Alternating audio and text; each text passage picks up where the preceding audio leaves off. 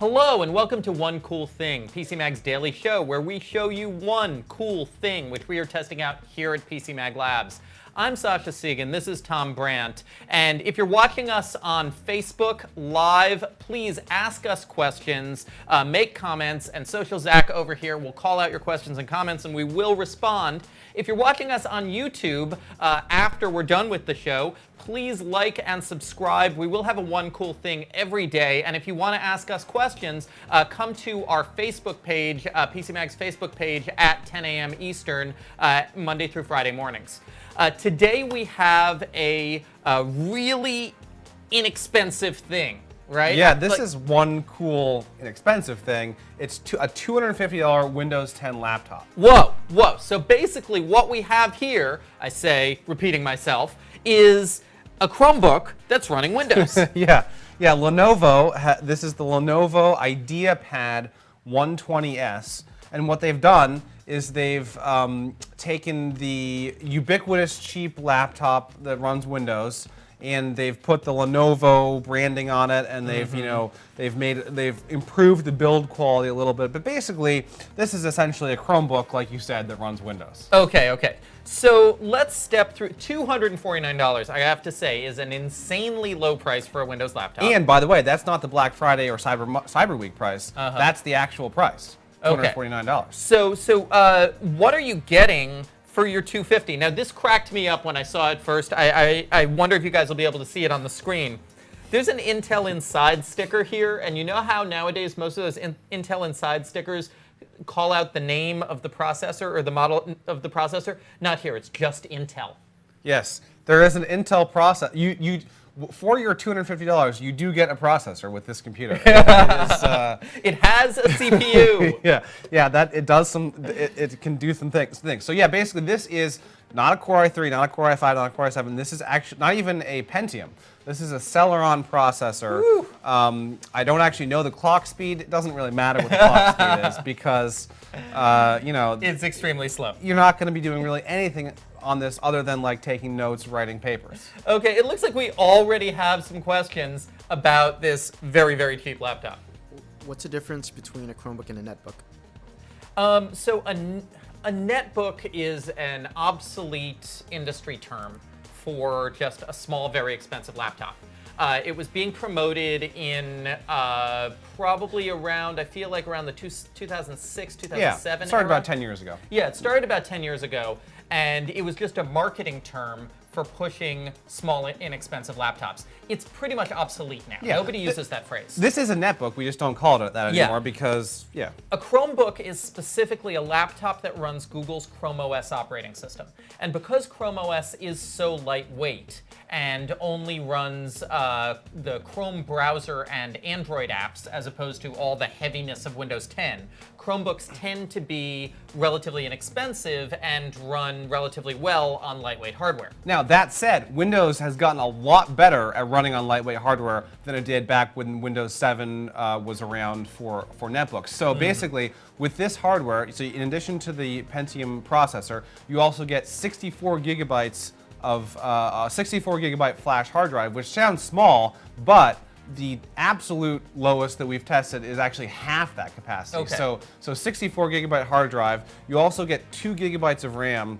That is the bare minimum. I have more than that in my phone. Yeah, you don't want to go lower than 2 gigabytes of RAM. Yeah. It will, however, run pretty much any productivity app that you might want, whether it's downloaded from the Windows Store or Microsoft Office. So this is Windows 10 Home? Let's see here. I think this. I know that it is not Windows 10s. It's not Windows 10s. That's what we I'm really checking. really want to know. Windows 10s. Some of these newer netbook successors do have Windows 10s, which prevents you from installing any app that's not from the Microsoft Store. This one does not. You can run arbitrary Win32 applications. Yeah, I which believe is why a lot of people want Windows. They want to be able Sure. to run those arbitrary Win32 applications. So let's go down a couple more of the specs here. Screen size, resolution. I'll note that live, the screen is a little dim. Yeah, we have it up to the highest setting here on this 11.6 inch display. Now, it's not actually full HD. So it's 13.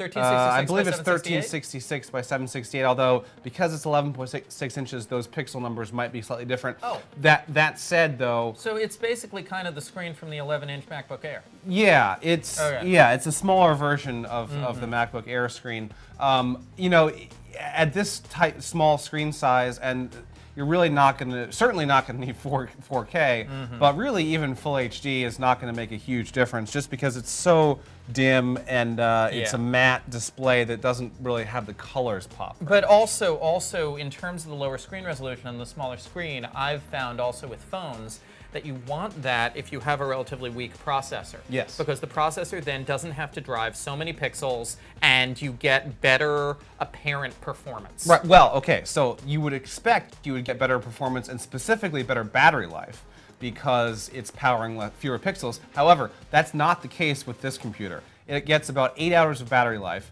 which, you know, is decent, but many of its competitors get more than, you know, 11 or 12.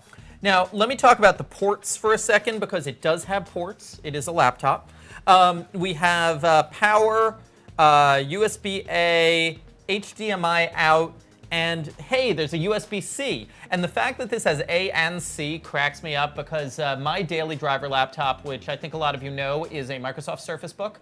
This is a $2,500 laptop with a Core i7 in it, and it has no USB-C ports. We expect to see USB-C on pretty much any laptop, and unfortunately, many of these cheap ones don't have it, but this one does, so that's good. On the other side, we have another USB-A, headphone jack, microphone, and a micro SD card slot. Now, in our review, our reviewer Eric Brevstad said that his micro SD card slot was physically warped so that micro SD cards could not fit all the way into it. Yeah, and that's something that, you know, we again would expect to see, or not expect, we would hope we wouldn't, but it's something that's not terribly uncommon, those kind of build deficiencies. However, I personally expect more from Lenovo, so you know, it's something to be aware of, but I don't really think that it's something, you know, it's something that you have to kind of test out on your system, and it's obviously something that if it doesn't work, they would replace. I mean, are we willing to say at $250 you're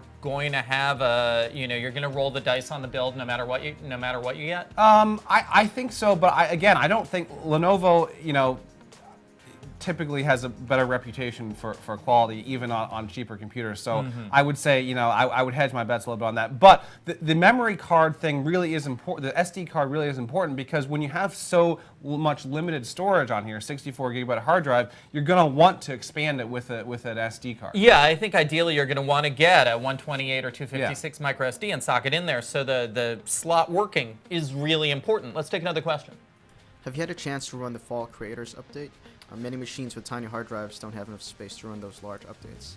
Yeah, so this one doesn't have the Creators Update because we got it a month or so ago before that came out. But that brings up a good question. Not only do you need space to, you know, gigabytes of space to download a major Windows update like the Fall Creators Update, even without downloading an update, it's still going to take up around 20 gigabytes or so of space. So what that means is with a 64 gigabyte hard drive, you've only got around a little over 40 gigabytes left for you to use, which, you know, would have been fine again 10 years ago in the netbook era, but today really isn't that much. And that's an advantage that Chromebooks have because Chrome OS is like an 8-10 gig load, right? Yeah, I believe around so. there. Yeah, so that's that takes half the storage that Windows does. Right. Windows is probably the single largest group of files that you're going to have on this drive. So that's important to consider. I'm not sure if you can configure the hard drive to put in a 128 gigabyte hard drive, but even if you can, I would not recommend it because that's going to boost the price up. Yeah. And then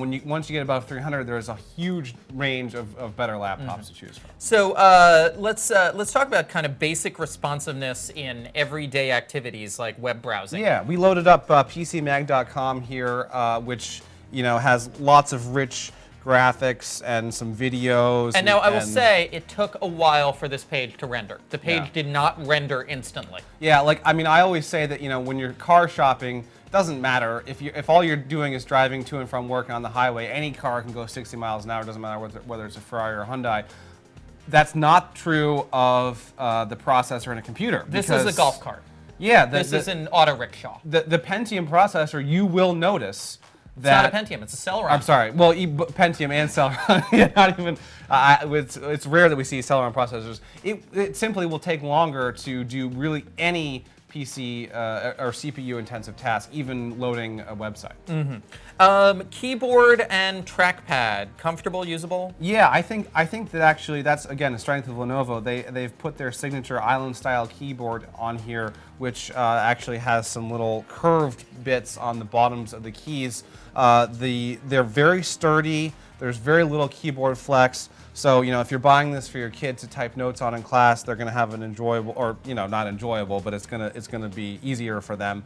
The trackpad you will be using a lot because there's no touchscreen, so it's not clickable everywhere. But and actually, now I'm seeing a lot of flex here at the bottom, but it works.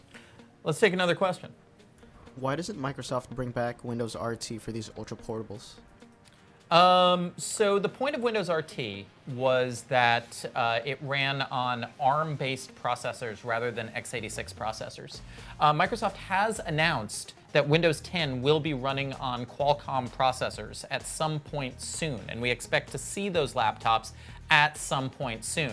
However, the big problem with Windows RT was that it ran an inadequate selection of third-party software, and that frustrated a lot of people. So the new version of Windows on Qualcomm is going to run all Win32 apps through emulation. The question is whether it's going to run it adequately with decent speed and performance and responsiveness.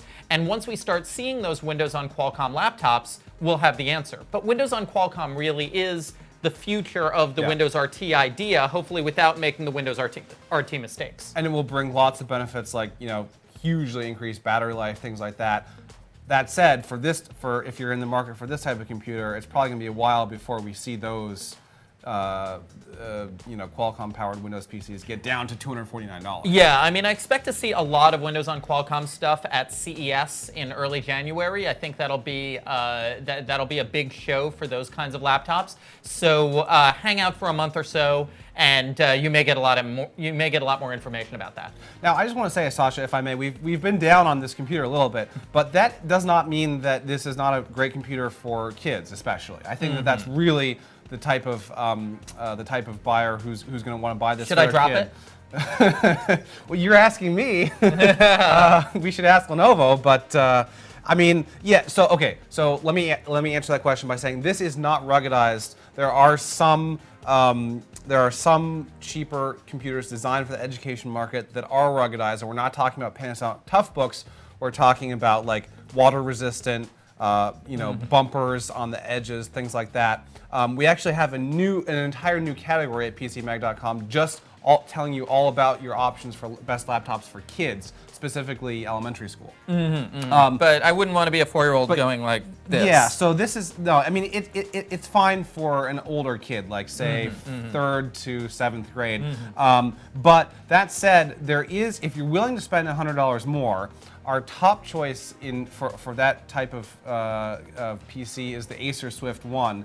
It has much better specs. Build quality is similar, but that's definitely our top choice in that category. So really, if you're looking for a really inexpensive laptop, especially for a kid, you should really expect to spend between $300 and $400, not down in the $200 to $300 range. Yeah, I would really. This is fine if you really are your budget. Your budget, and it's $249.99, and you can't budge. That would be a reason to buy this. But we are recommending that people spend not a lot more, but a little bit more. Yeah, that $100 at this price will go a long way. Okay, let's take another question. So if this laptop comes with a Windows 10 license and gets outdated, can I transfer Windows 10 to another PC? Oh, so you would like to know that if you can buy this for the Windows 10 license. It's an OEM license. Yeah, I don't believe those are transferable. The short answer is no. However, what you're really asking is there is a separate category of PC really for you if you are intrigued by the idea of spending so little on a computer when a Windows license costs around $100. There are stick PCs We've tested a few of them. You can look them up at PCMag.com. Those do cost around $100, like between $100 and $150. So essentially, you're getting the computer for $50, and you get a Windows 10 license. However, that's really theoretical because, as we said, these licenses can't really be transferred because these are not home-built PCs. Lenovo has a volume license from Microsoft to install Windows 10 on their computers. From a retail perspective, or from a legal perspective, there are two different kinds of Windows licenses. There are OEM licenses and there are retail licenses. And a retail license, which is Windows 10 that you have bought as a discrete product, is something for your homebrew PC or for your older PC that you can move from PC to PC. But an OEM license, which comes with a computer, you technically and legally cannot move that license to another computer. Yeah, and you'll never know actually how much Lenovo spent for this license because it's all locked But I'll up. tell you, it's a small fraction of what you would pay at retail. It's not $99. Yeah. Any more questions out there? To continue the conversation, couldn't you theoretically install iOS on a Windows RT compatible CPU for convergence between different platforms, since both use ARM-based processors for development with Visual Studio RT or Xamarin Toolkit? You cannot install. You currently cannot install iOS on a non-Apple A series processor. While the Apple A series and Qualcomm processors both use the ARM instruction set, they are significantly differently architected. And iOS will attempt to take advantage of aspects of the A series processor that are not available on other ARM processors, and it won't work. It's not like doing a Hackintosh where Apple was using and is using off-the-shelf Intel processors that are identical to the Intel processors in PCs. That said, in theory, someone could write an Apple A series. Someone can write an Apple A series emulator, and then you could run iOS in emulation box. I'm not sure if that's how, if that is how iOS development environments work. Well, I don't really know about the world of iOS emulation. So maybe that exists, maybe it doesn't. I don't really know. I do know that from the pure hardware perspective, the actual hardware perspective, you can't run iOS on a non-Apple A series processor right now. Now, but let's broaden that question a little bit to the entire Mac ecosystem, and specifically Mac OS, which is their computer operating system. The alternative would simply be to buy an older MacBook.